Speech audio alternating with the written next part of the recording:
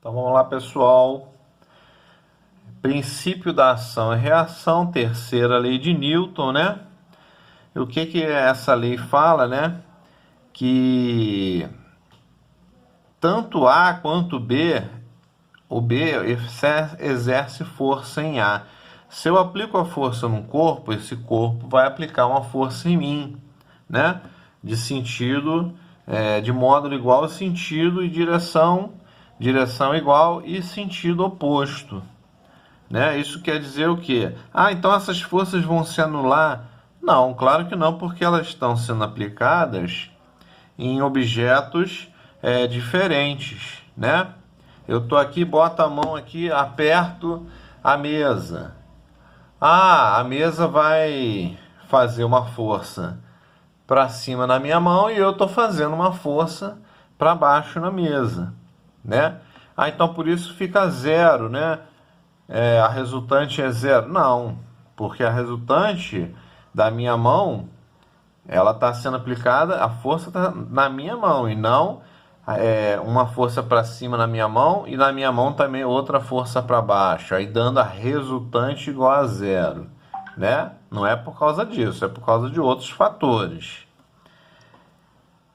Então, as forças de ação e reação não se equilibram, pois estão aplicadas em corpos diferentes, né? Eu tento empurrar esse livro aqui com essa força, aqui do meu dedo.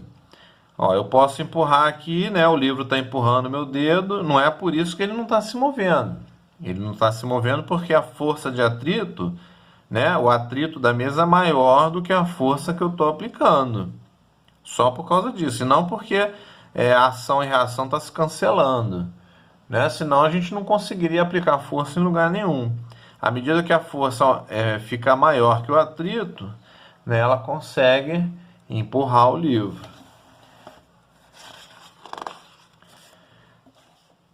A força normal, né, eu já tinha explicado, que é a força que surge, é uma força, né, da interação de contato, né, entre dois objetos. Ela é uma força que ela tem o mesmo, ela vai ter o mesmo valor que o peso, né?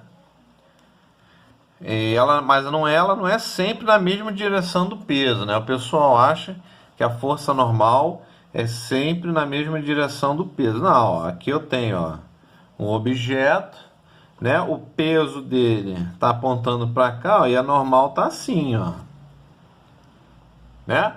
Uma parte da normal, uma componente da normal que está cancelando o peso, a outra componente, ó, tá para cá, tá?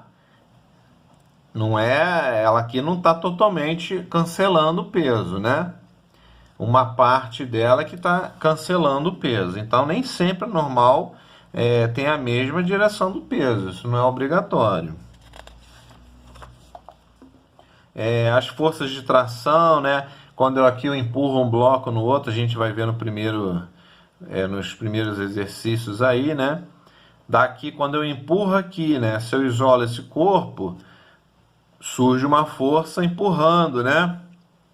Uma força de contato do bloco B empurrando o bloco A, resistindo ao movimento, né? E aí, se você ficar na dúvida, pô, essa força aqui do contato do B, ela está apontando para cá ou para cá? Para qual direção que ela está apontando, né? É só você imaginar. Se ela ficasse na mesma direção dessa aqui do F, ela tinha que ter o sentido contrário no B. Então, ela estaria puxando o B para a esquerda. Só que o B está se deslocando para lá, né? A força resultante, a velocidade, né, e por sua consequência a aceleração, vão na mesma direção da força, né? A força resultante está apontando para lá. Por isso que B também, quando eu empurro isso tudo, ele se desloca para lá. Quando eu isolo o B ele não é empurrado por essa força, e sim por essa força de contato aqui do A com ele. Essa força aqui, ó, F, não foi aplicada no B, foi aplicada no A.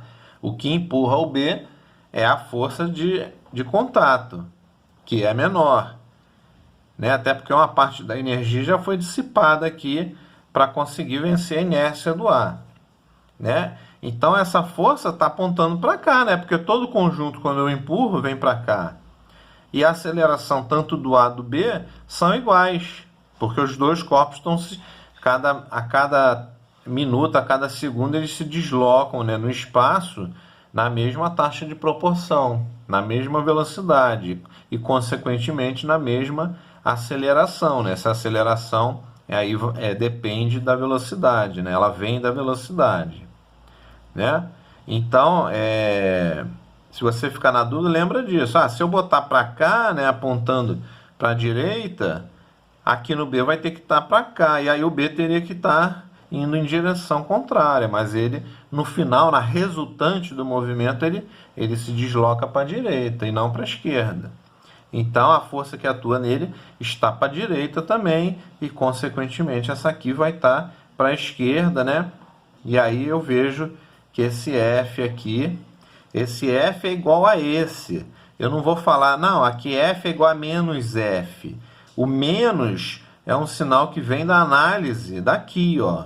Aí sim, a força resultante daqui vai ser F menos Fzinho, porque o Fzinho simplesmente está em sentido oposto ao F, tá? Só pelo cálculo da resultante. Eu não vou falar que esse F é menos esse F aqui, né? Porque eles não estão aplicados no mesmo corpo, né? O módulo deles é igual, simplesmente isso. Menos ou mais vai depender aí sim da análise que eu fizer aqui, né? E aí, ó, eu posso considerar para efeito de cálculo da aceleração isso aqui, ó, que a massa é uma massa só. Porque no fundo essas duas forcinhas aqui, quando isso aqui está junto, né, é como se elas se anulassem. É como se elas não se anulam, né? Elas são forças que ocorrem internamente dentro, né? É como se eu tivesse um objeto único e eu tenho forças de interação aqui dos átomos, né? São forças internas ao objeto, né? Então, para efeito de cálculo da aceleração, né, a aceleração vai ser a força que é aplicada dividido pela massa de A mais a massa de B, pelo somatório das massas. No caso da tração é a mesma coisa, né? Quando eu tenho um fio, em vez de estar em contato, né, aí geralmente eu vou aplicar a força no objeto que vai puxar, né, o conjunto, porque se eu aplico a força para lá, ele vai simplesmente escorregar até bater em A.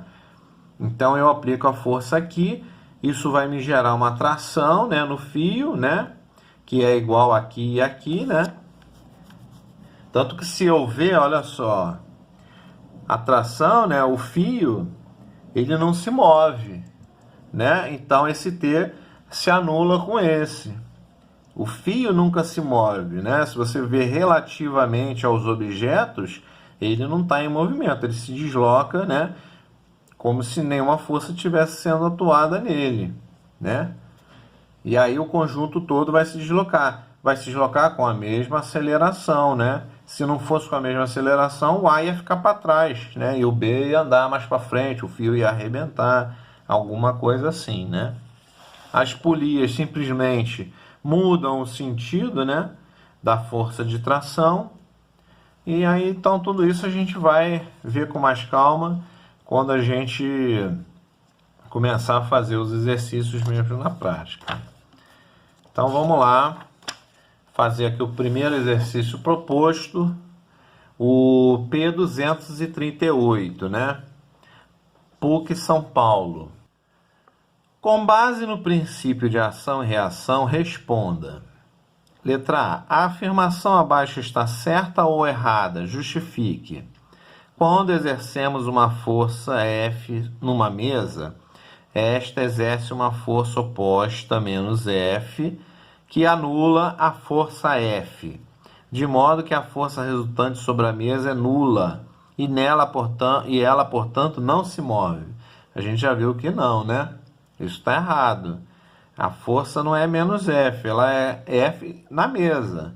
E pronto, ela atua somente sobre a mesa. A outra componente da força, que vai ser menos ou mais dependendo da análise lá do outro objeto, que não tem nada a ver com a mesa, né? Ela está sendo aplicada lá no outro objeto. Então essas forças não se somam, não se anulam. A mesa pode não se mexer porque ela está pregada no chão, ou porque ela tem um atrito muito grande, ou então ela pode chegar até se mover, né? Se eu botar lá em cima do gelo e empurrar ela, aí ela vai se mexer, tá? Ou se eu fizer muita força, isso tudo vai depender, mas não porque as forças se anularam, tá errado.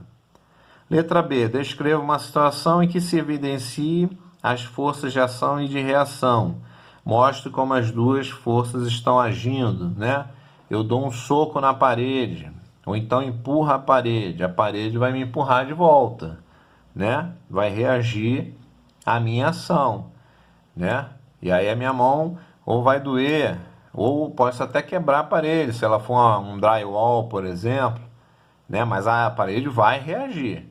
De qualquer maneira, ela vai fazer uma força em cima da minha mão. E a minha mão vai fazer uma força em cima da parede. E só se quebra a parede ou se quebra a mão porque as forças não se anularam. Né? Porque se elas se anulassem, né, seria zero e nada aconteceria. Tá bom? Então é isso aí, gente. Vamos lá. Obrigado, um abraço.